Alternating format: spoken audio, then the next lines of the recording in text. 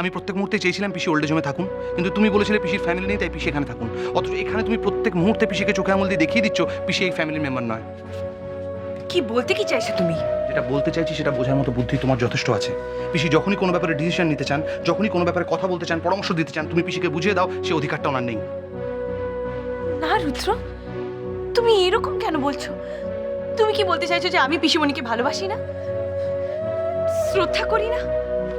ভালোবাসো, শ্রদ্ধা করো, ব্যবহার দেখে তো মনে হয় না। তার মানে পিসিমণি আমার জন্য বাড়ি ছেড়ে চলে যাচ্ছে? শুধু তোমার জন্য নয়, আমারও দায়িত্ব নেওয়া উচিত ছিল। হয়তো আমিও দায়ী এই ব্যাপারটার জন্য। পিসির ব্যাপারে আরো কেয়ার নেওয়া উচিত ছিল। আমার বোঝা উচিত ছিল যে পিসির ফ্যামিলির কেউ নেই এখানে, আমরাই ওনার সব। ওনার ব্যাপারে আরো সেন্সিটিভ হওয়া উচিত ছিল। উচিত ছিল যে এমন ব্যবহার করা যাতে ওনার নিজেকে অবাঞ্ছিত না মনে হয়। অবাঞ্ছিত?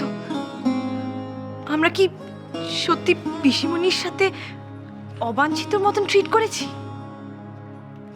ইনসেন্সিটিভ তো হয়েছে। যেমন ধরো না অরিনের ক্রেশে যাওয়ার ঘটনাটা। ক্রেশের ব্যাপারে আমি আমার মত পাল্টাচ্ছি না রুদ্র। অরিনের জন্য আমরা যা ভালো মনে করছি আমরা তো সেটাই করব। পিসিমণি যদি এই পুরো ব্যাপারটাকে পার্সোনালি নিয়ে বিনা কারণে দুঃখ পান, সেটা খুব অন্যায়। তুমি জানতে চাইলে পিসি কেন দুঃখ পেয়েছেন, কেন মন খারাপ করছেন, আমি তাই তোমার কথাগুলো বললাম। কিন্তু কিন্তু এই একটা সামান্য কারণের জন্য পিসিমণি বাড়ি ছেড়ে চলে যাবেন? কখনো না। আমি পিসিমণির সাথে গিয়ে কথা বলবো। বলে দেখতে পারো, লাভ হবে না।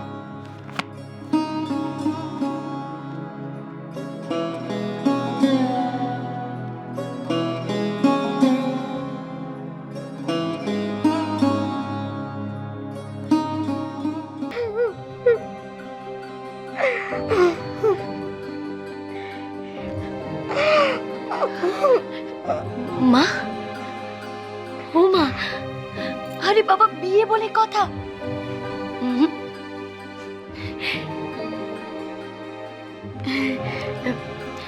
কিছু না হলেও টুকটাক তো কেনাকাটা করতেই হবে, বলো।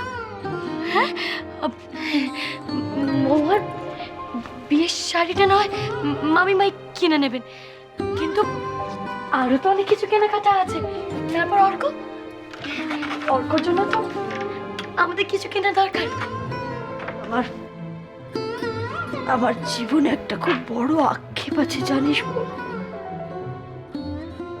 খুব বড় আক্ষেপ।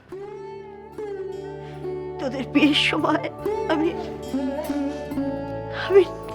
নিখিলকে কিচ্ছু দিতে পারিনি, কিচ্ছু না। তোদের বিয়েটা এমন হুট করে হয়ে গেল, তোদের বিয়েটা। আর আজ তোর জীবনে এত বড় একটা দুর্ঘটনা ঘটে গেল। কটা দিন যেতে না যেতে আমরা কিরকম মৌয়ার বিয়ে নিয়ে আনন্দ করছি।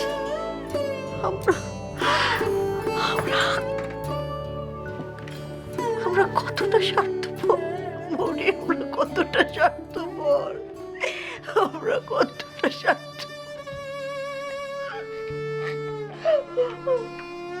ওকে ভুলে যাব তা কখনো হয় নাকি? তা কি করে সম্ভব মা?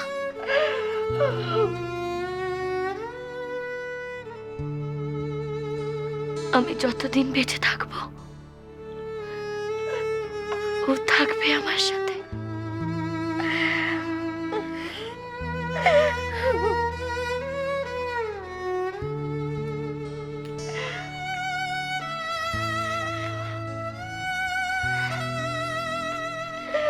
হ্যাঁ গো মা, আর দেখো ও নেই বলে কিছু তো থেমে নেই মা, কিচ্ছু থেমে নেই।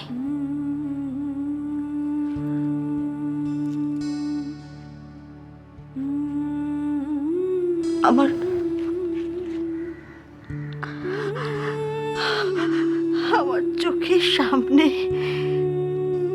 এই পোশাকটা তোকে পরে থাকতে দেখেও আমাকে মেনে নিতে হবে।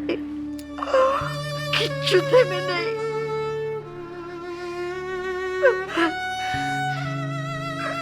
মা, মা দেখো কোন পরিস্থিতির মধ্যে মহুয়াকে বিয়েটা করতে হচ্ছে সেটা তুমি খুব ভালো করে জানো মা। তারপরে এসব কথার মানায় না। মহুয়া যেন কোনোভাবে এসব কথা না জানতে পারে। এসব জানতে পারলে ওর কতটা কষ্ট হবে বলো তো, কত অশান্তি, কত ঝড় ঝাপটা পেরিয়ে গিয়ে মেয়েটা একটু আশার আলো দেখছে মা। মরি মরি আমি কি করি বলতো? সেদিনের কথাটা মনে পড়লে আমি যে নিজেকে কিছুতেই ক্ষমা করতে পারি না, কিছুতেই ক্ষমা করতে পারি না নিজেকে। আমি তোমাকে আবার বলছি, ভালো চাও তো তুমি ঘরে যাও। আমি ওকে ছাড়া ভেতরে যাব না মা। মরি, আমার বাড়িতে নিখিলের কোনো জায়গা নেই।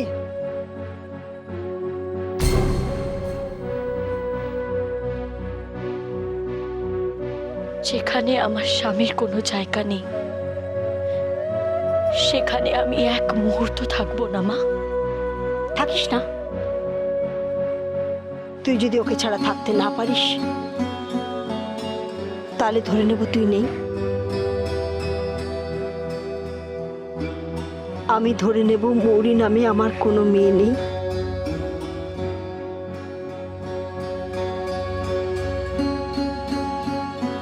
কোনো দিন ছিল না। সেদিন যদি তোদের মুখের উপর আমি দরজা বন্ধ করে না দিতাম, সেদিন যদি আমি নিখিলের ভালোবাসার উপর ভরসা রাখতাম, তাহলে আজ নিখিলকে আমাদের সঙ্গে পেতাম। নিখিল আমাদের সাথে থাকতো। নিখিলকে আমরা এভাবে হারাতাম না, এভাবে আমরা হারাতাম না। আমি কি করলাম মরে? আমি কি করলাম বাবা? আমি কি করলাম? তোর কি এবার চুপ করো মা। পুরনো সব কথা মনে করে আর কষ্ট পেও না, আর কষ্ট পেও না।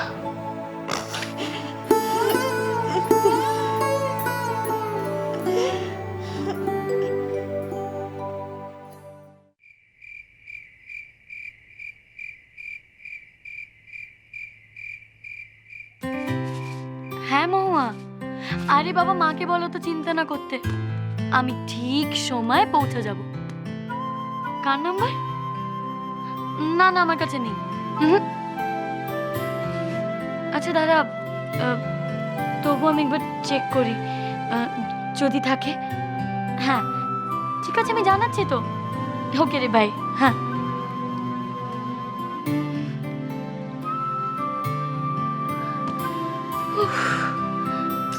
কন্ট্যাক্টসে তো নাম্বারটা নেই। তাহলে একবার বরঞ্চ কল লিস্টটা চেক করি।